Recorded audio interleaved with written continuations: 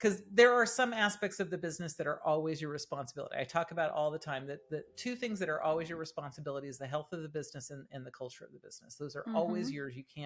You can't delegate them to anybody else. But that you could delegate someone saying, I want you to check on the health of the business today. Okay. That's not actually delegating the health of the business, but it is delegating the process of checking the health of the business. Are you feeling overwhelmed, stuck, or uncertain about how to grow your business without sacrificing what really matters most? Welcome to The Business You Really Want, the show for women ready to build a sustainable, fully aligned business. Aligned with what, you ask? You, your values, your life. Seriously, it is possible. I'm Tonya Kubo, and along with business advisor extraordinaire Gwen Bortner, we're here to show you how.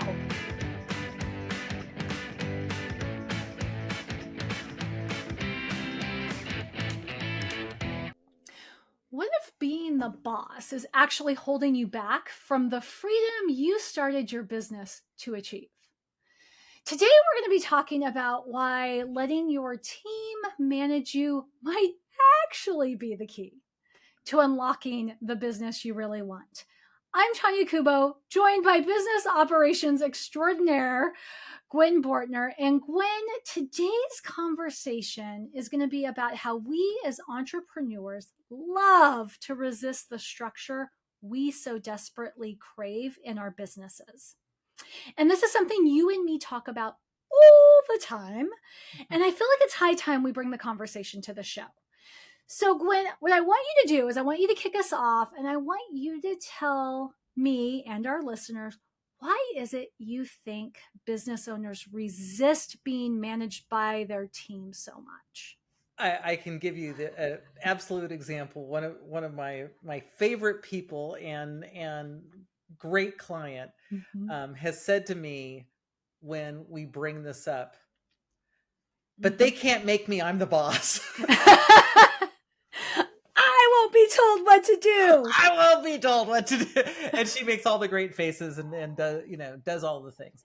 And there's a bit of humor, but she also knows that she's serious, right? It's kind of like I'm the mom, that's why, right? I said so. Yeah, it's a bit like that answer of, but I'm the boss. Why would you tell me what to do, right? And this is the place where I think we get caught in what we see typically out in the world.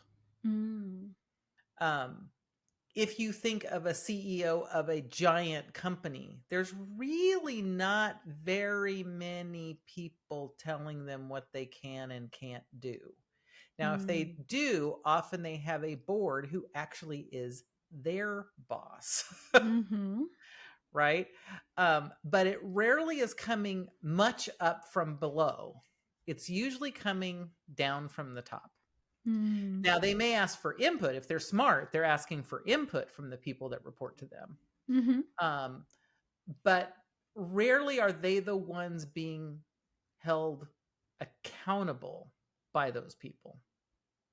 And when we start saying, that being managed by your staff, that's really saying I'm going to be held accountable by someone that I employ, whether we employ them as an employee or a contractor or whatever, right?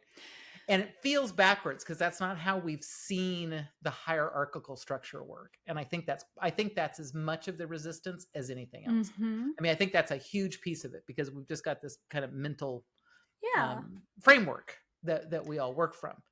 And the other piece is I'm the boss. I want to be able to do what I want. The other piece is actually, I think, a critical piece. Okay, so then I'm going to ask, I don't even know how to ask this, so I'll just try my best. I mean, if nobody else is doing it, then why does it matter? Because we aren't asking you to turn over every aspect of your business to your staff to hold you accountable toward. We're talking Mm-hmm. about doing it for the things that you actually suck at and don't do well anyway, but you may still have to be the one to do. Okay. Okay. Because there are some aspects of the business that are always your responsibility. I talk about all the time that the two things that are always your responsibility is the health of the business and the culture of the business. Those are Mm-hmm. always yours. You can't delegate them to anybody else. Mm-hmm. But that you could delegate someone saying, I want you to check on the health of the business today. Mm-hmm. Okay. That's not actually delegating the health of the business, but it is delegating the process of checking the health of the business. And I'm Mm-hmm. using that one because generally for me, the health of the business has a lot to do with finances. Mm-hmm. Okay. Um, and a lot of the entrepreneurs I work with don't really love the financial aspect of their business. Yeah. And so if, for example, you're the only one who can do the billing, Mm-hmm. right? Particularly if you're the primary, deliverer. If you, especially if you're doing things that are typically billable things. If you're an attorney, an accountant, things like that. That we have to track our hours, we have to bill them, and all of those things. Mm-hmm. Um, if you don't actually like doing that piece, then having one of your staff hold you accountable to getting that done by every Friday Mm-hmm. actually makes sense. Now, I'm not saying you're turning everything over the business to them. I'm saying Mm-hmm. they're holding you accountable to doing that, because otherwise, that there'll be lots of reasons that you won't do it on Friday, and then you won't do it on the next Friday, and then you won't do it on the next Friday. And then all of a sudden there'll be no invoicing going out, and Mm-hmm. then you'll be mad at the other people because it's not going out, but it's still your fault, but you're not really responsible because I don't like doing the billing. I mean, we go round and round Yeah. and round and round and round. Yeah, I went through a phase like that in my own business with sitting on proposals. Oh, I love that. Yeah, that's a great Right? example. Because I didn't like scoping out the projects. And then having to decide whether I wanted a project that big of a scope, deciding how much I should charge for the scope of that project. Like, I just didn't like any of that. And so I would just sit on proposals and let proposals stack up and then feel guilty about the fact that I was supposed to get that proposal done 2 weeks ago and I still haven't done it. But in my case, I had somebody who would ask me if the proposal was done, but that's all they would do. And then that just felt like more guilt on top of guilt. But that's because they weren't actually holding you accountable. Okay, Right. so use my example and tell me how they could have held me accountable, because I'm going to take notes so that I can use those words down the line in the future.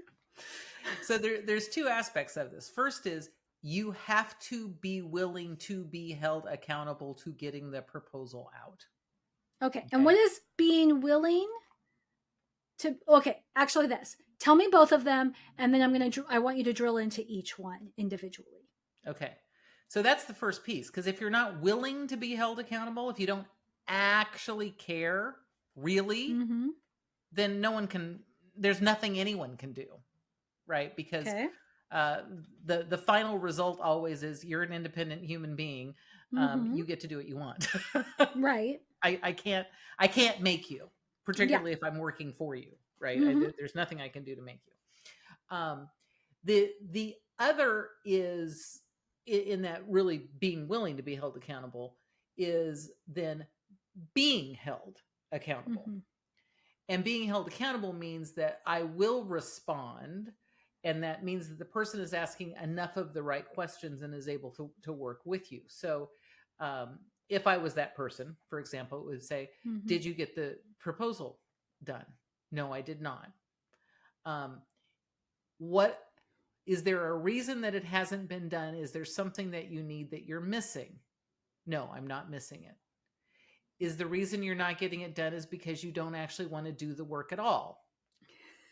I mean, they've got to be able to ask you good questions, Yeah, which of course. That's a good question, actually. That's a really good question. Do you not want this project? Because if so, that's a different conversation. Well, right, because if you don't want the project, then let's just take that off the list altogether, and we don't have to feel guilty about it, because there's no need to propose for something you don't actually want, because God forbid you might get it. Truth. right? But this is where we get into true accountability, which we've talked about a few times on the show, but I think this is a great example of it. Is true accountability is someone actually has to be able to reflect back and help you figure out why you're stuck. Mm-hmm. Okay. Can't just be anybody. So if it's, a VA who is getting paid $5 an hour because they're, completely out of country and don't even understand really what what you're doing, they can't hold you accountable. They can ask the question, but they can't hold you accountable because they don't have enough context to be able to hold you accountable, right? But if you've got someone like you, for me, you can totally hold me accountable. You do hold me accountable for a number of things, and it's because I'm willing to be held accountable. Yeah. I'm willing to be able to have the hard conversation when you say, yeah, but why? It's like, I don't actually want to talk about this, but then I proceed to do it because I'm willing to be held accountable. But anything that I'm not willing to be held accountable, no matter how successful you are at other things, you will not be able to hold me accountable to. Yeah. Okay. So I think you've done a great job of explaining what it means and what it looks like to be willing to be held accountable, or to what being held accountable looks like. Good golly, I can use words. But what does being willing to be held accountable look like? Because I think a lot of us say, well, I'm willing. Meanwhile, our behavior tells everybody around us otherwise. And that's the tricky bit, because we all think we're willing because that sounds like the right answer. Because we want to be willing.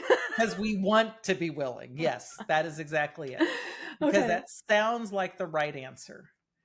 But the true right answer is when someone asks the question, does your behavior change? If it doesn't, then you're not actually willing. You're just saying the words. Now, when I say the behavior changes, it's sometimes the change of behavior is answering the questions and realizing, oh yeah, the reason I haven't actually done this proposal is I don't really want this work. Yeah. Right. It's not that the proposal gets done. That is not necessarily there's not one right answer in the change of behavior, but there is a change in behavior. Either we say, yeah, no, I just need to do it, or I realize what I'm missing is I don't understand this part of, I need to get some clarity.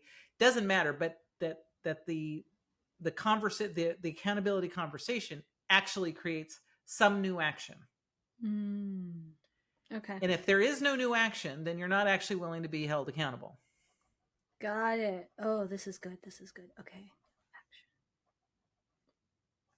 See, if you're listening, you don't know. If you're watching, you see that I always take notes during these episodes. But if you're listening, you don't know that that's what I do. Okay. So, Gwen,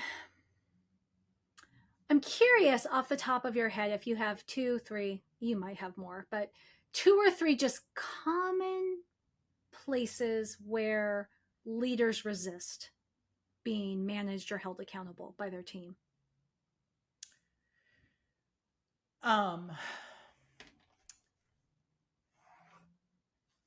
So one of the places is deadlines. Okay. Yeah, I would agree with that. Okay. And deadlines obviously can be in lots of different places and spaces and time, right? But having someone really hold you accountable to get to a deadline of this has to be done by this time. Yeah. And really working with you to understand either why you are or why you are not hitting that deadline. Right. So that's the first issue, right? Is deadlines, because we often are an entrepreneur because we don't like deadlines. We don't want to be told what to do. That's really why we're really entrepreneurs, Gwen. Yeah. And deadlines are a version of being told what to do. Mm-hmm. Right. So I think deadlines are probably the most prevalent, kind of generic Mm-hmm. answer that can be there.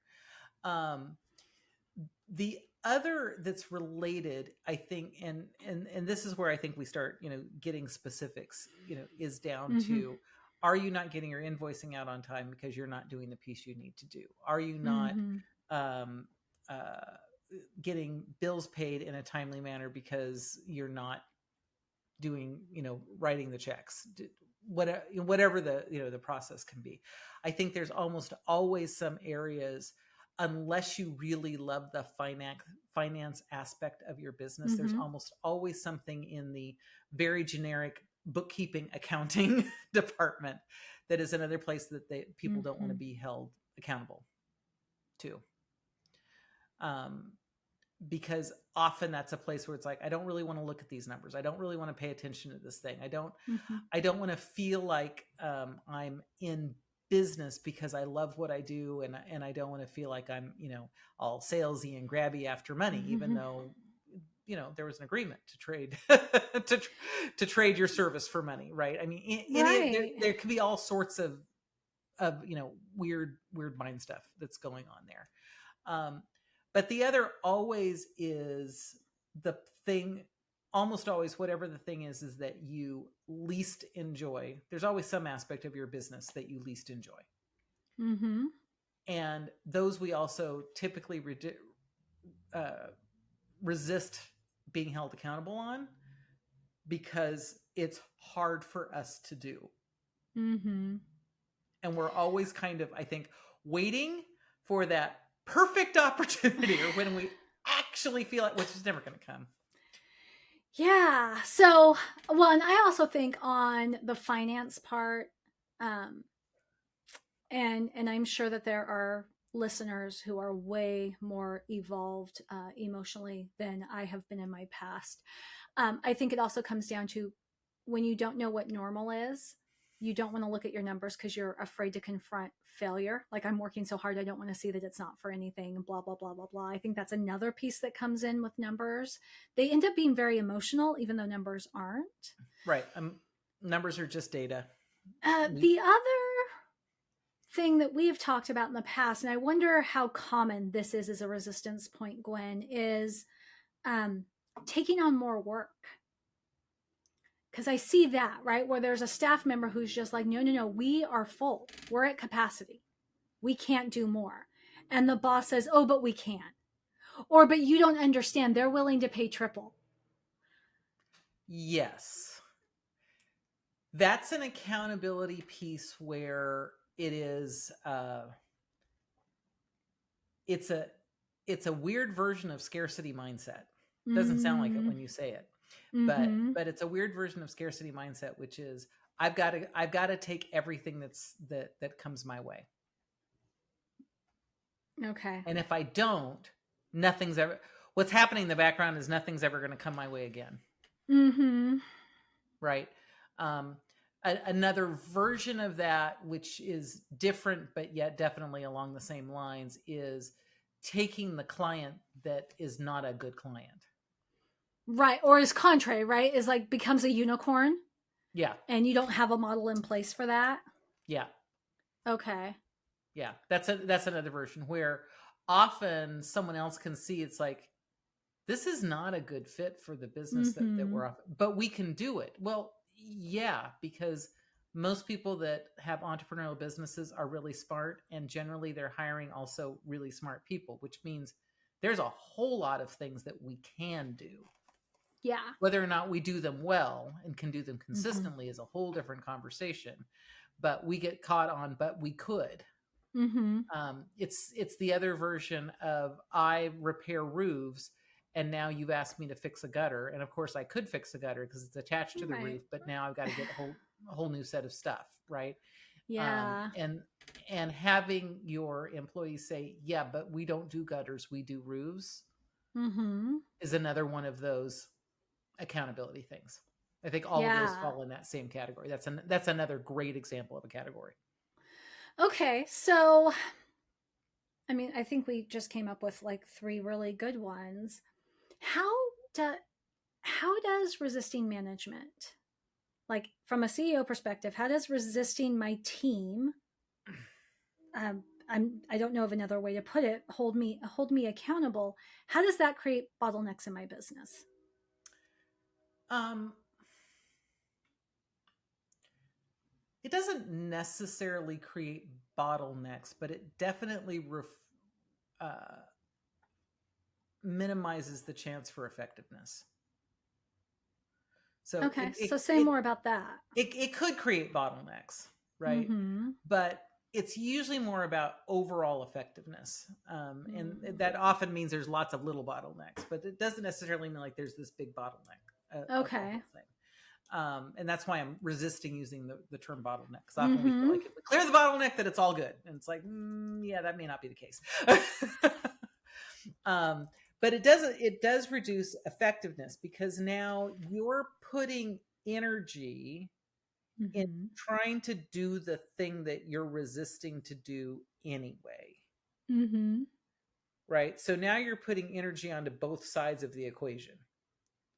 I'm trying to put energy into resisting it because that's not Mm-hmm. my natural tendency to do the thing. And I'm also trying to put energy into doing it because I know it needs to be done. So all you're doing is you're doing this as hard as you possibly can. It's worse than fighting against yourself. Yeah, well, it is. It's totally Mm. fighting against yourself. And so the challenge then is all of that energy is really technically Mm-hmm. going nowhere, Yeah. right? As opposed to if you were able to be held accountable and know that if there's a proposal that needs to be done, a deadline that needs to be hit, an activity that has to Mm-hmm. happen, a time that we need to say no to a potential new client, the list goes on and on. Mm-hmm.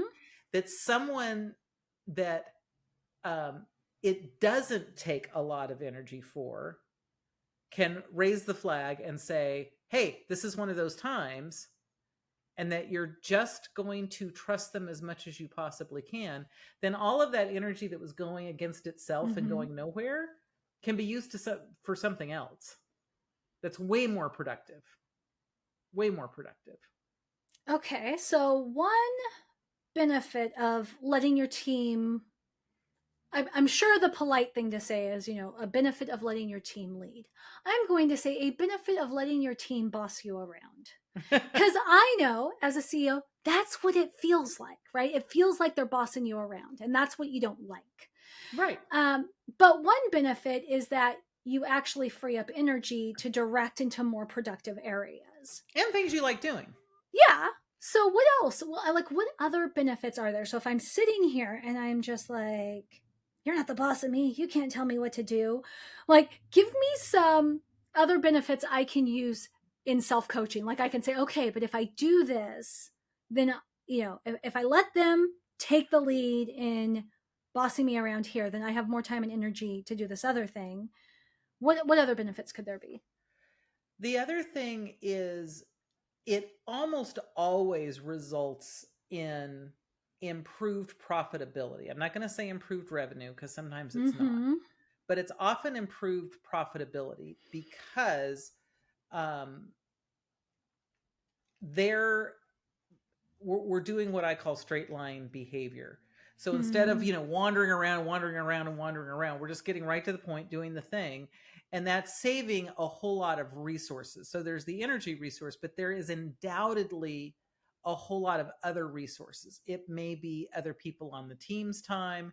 It may be your time, which now all of a sudden instead of this, um, you know, you freed up time, and Mm-hmm. if you're able to allocate another hour that actually is generating income, so there's Mm-hmm. poof, there's income. um, Sometimes it's about then, like I said, creating efficiencies, real Mm-hmm. effectiveness. And so because you've been fighting it, I know this happens to you from time to time with your clients, is you've allocated this hour to work on Mm-hmm. this project assuming that they're going to get this, deliver the thing to Yeah. you that you're Mm-hmm. supposed to get, and then they don't, And so now that hour isn't being used the way it was supposed to. And of course, the next person that needs the thing isn't getting the thing. And, and depending on a person's model, it may be like, I'm charging you for the hour anyway, but you're getting zero for it. Mm-hmm. So that's a huge hit to the bottom line, right? I'm paying you X dollars per hour and I'm getting absolutely zero for that because I was unwilling to be held accountable to my deadline. Yeah, well, that's what I was going to say is, so, benefits of allowing your team to lead then is, you talked about profitability, but even like in the specific example of deadlines, I mean, we are talking about timely service delivery, which ultimately is going to be client satisfaction. Also has to do with team capacity. To your point about, I set aside this hour, I didn't set aside that hour. It's like, okay, yeah, I set aside this hour so that I could turn it around. We'll just make it up tomorrow. If you don't get me your part till tomorrow, then I can't turn it in till the day after that, which then puts me behind on the next project that I was supposed to do after this one buttoned up. Right. Yeah. I mean, it's a cascading effect. And so looking at what are the pieces. Now, we talked a little bit about, being willing to be held accountable, but part of that is being willing to be held accountable, which means you have to behave as the CEO. Yeah. And I've got enough clients that I can tell you they don't even realize that they're misbehaving. And then they're shocked when things don't go the way they want. And it's like, well, this is why. It's because you're misbehaving. And it's like, oh, but I know what's right. Well, I may have no, said actually, that a few times myself. You don't always know what's right? Yeah. I mean, using an example you and I talked about very, very early on when we started working, I kept saying, I'm not feeling like we're getting any results from the marketing. And you said, because we keep changing the direction every 5 minutes. Yep.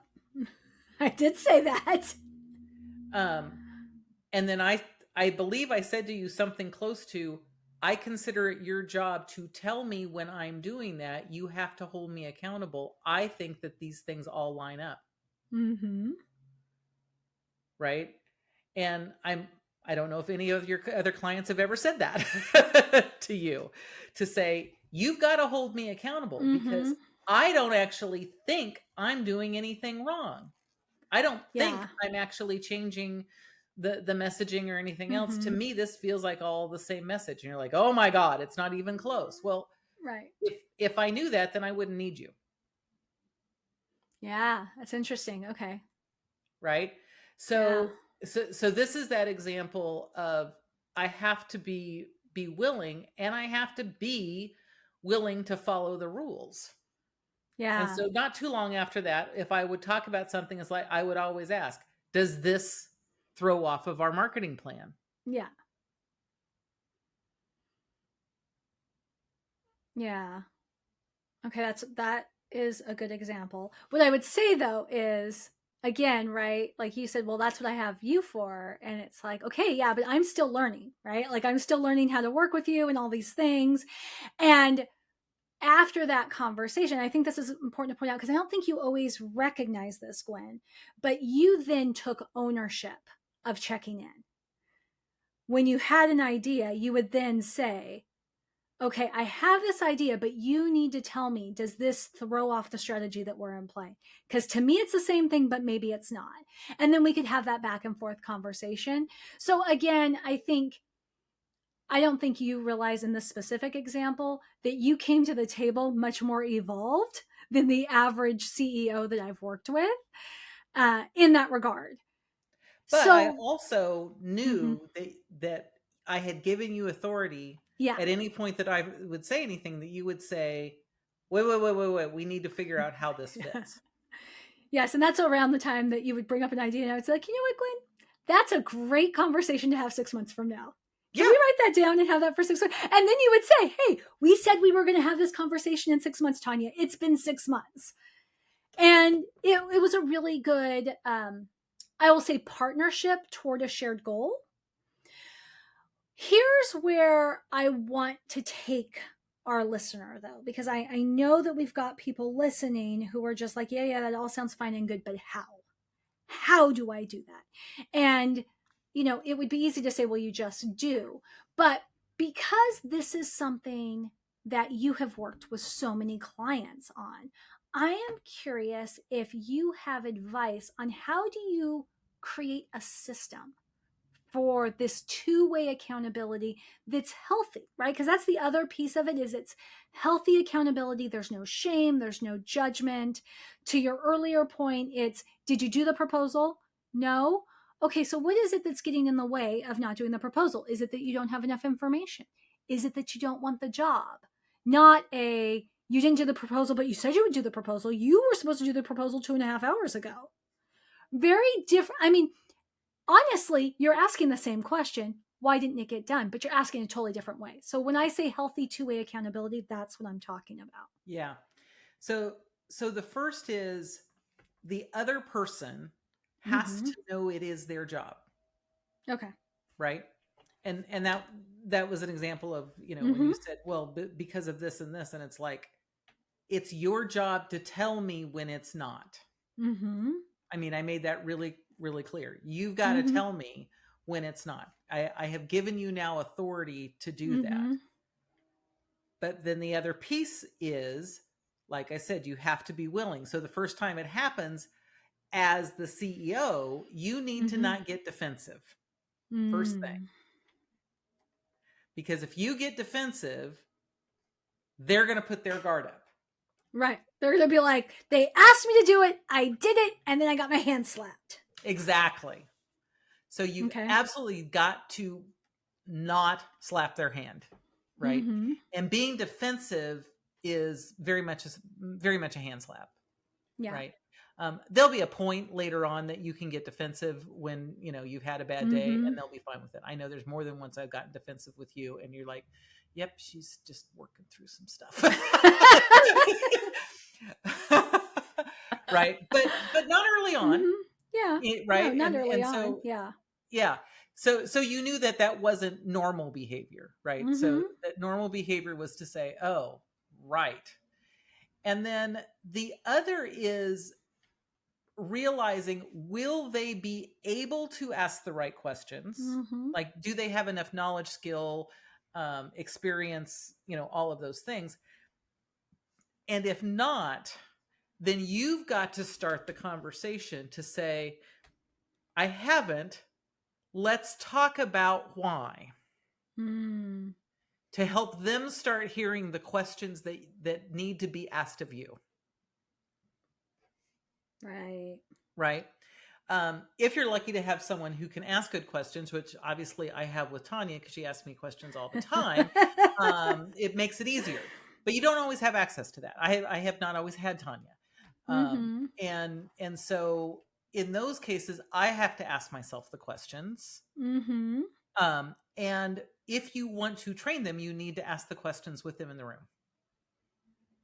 So that they can start hearing what these kinds of questions are, right? And it's like, okay, well, why haven't I done it?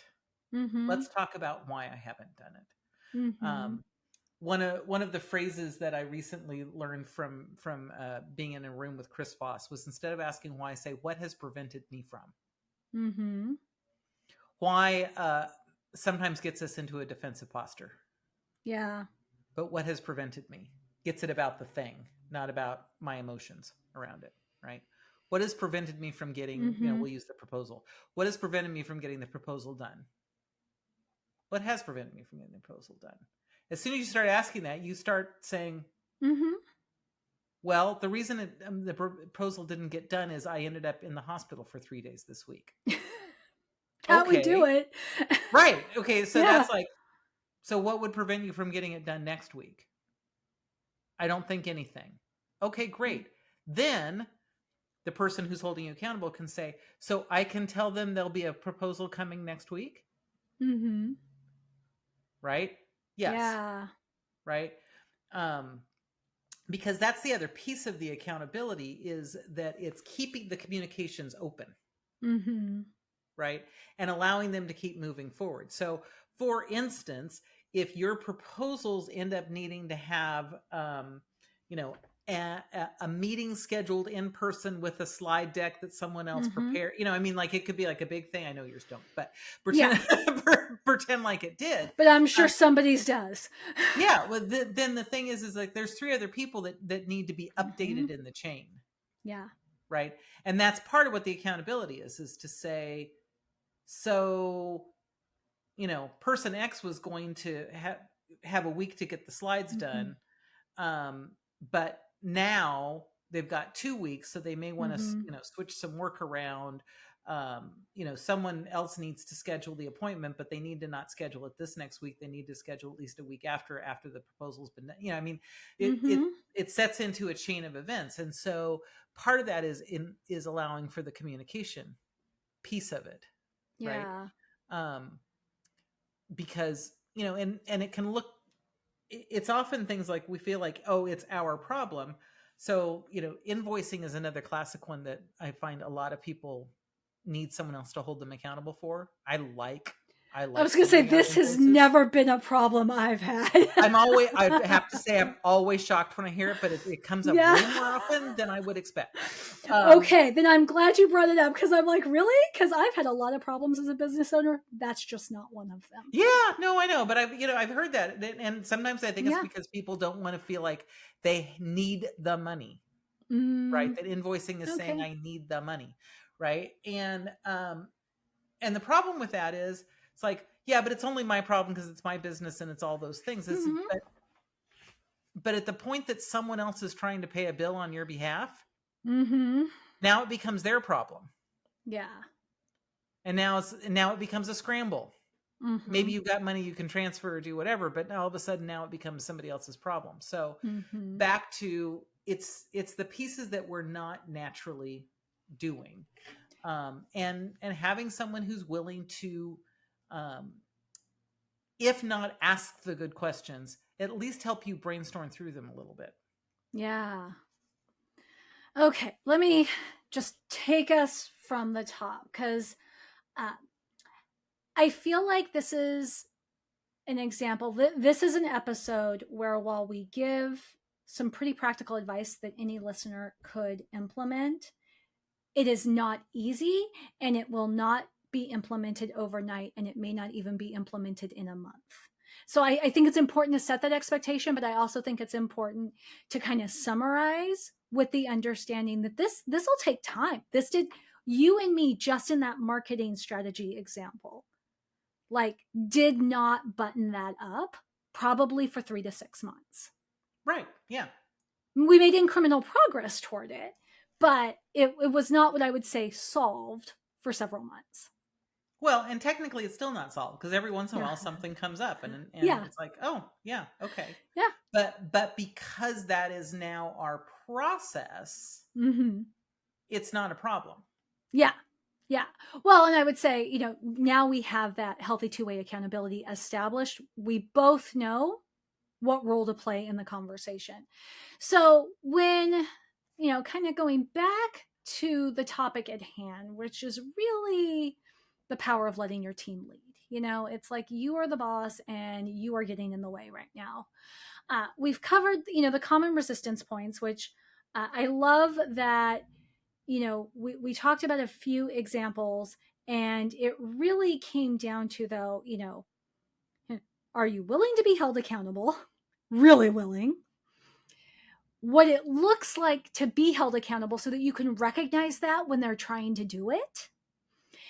And then what this really does, this all comes down to benefiting the bottom line by improving the effectiveness of your organization, whether your organization is 2 people or your organization is 5 or 10 or 20 or so on. And as far as the system that you can create, it's really about, first, what I heard is say what you expect from your people. Okay, if you expect them to be the one that makes sure the thing gets done, you need to tell them that, and you need to say, even to me. Then don't get defensive when they do what you just told them to do. And that's probably the hardest, because I don't think people intentionally ever get defensive. I mean, that's why we call it defensiveness, right? It's sort of an impulse.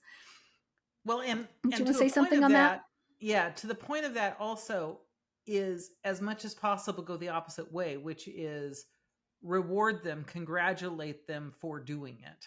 Yeah. Oh, that's good. That's good. And that is something that you do. You will say, thank you so much for saying that and bringing that up. I don't like that you did that. Sometimes you'll say that. I don't like that, but thank you.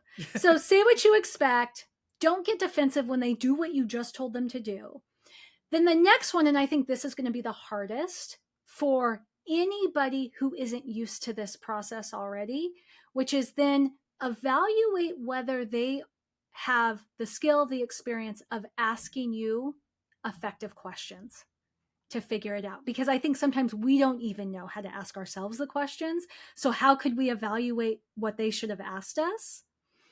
And then as best as you can, if they're not able to, then you need to figure out how to ask yourself the questions and ask them out loud with them so that you're modeling that, so that you're then having open, productive conversation moving forward. And what I will say is if you work through this and you realize that you're not capable, that is a sign you need a coach, you need an advisor, you need some outside person to start working that through with you so that you can figure out what those good self-coaching questions are, because then you can give them to your team member.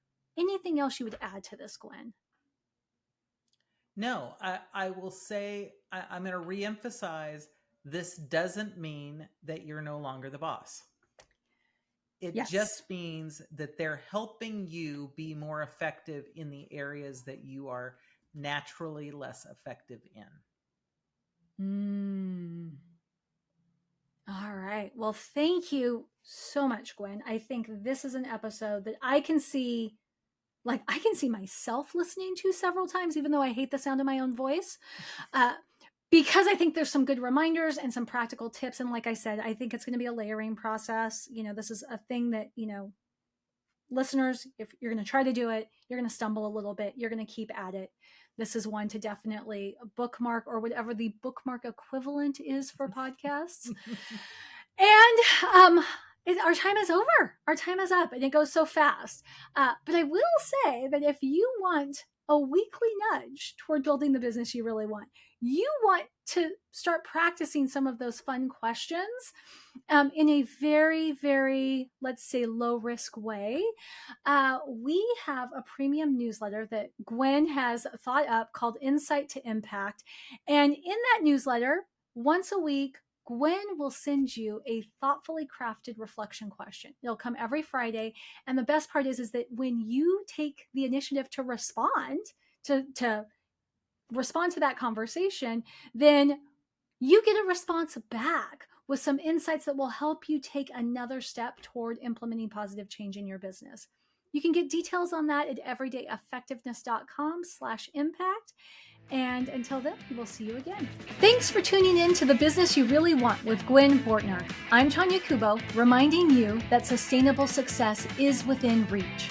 Make sure to subscribe to the show and visit thebusinessyoureallyWant.com for more resources. Until next time, keep dreaming big and acting with intention.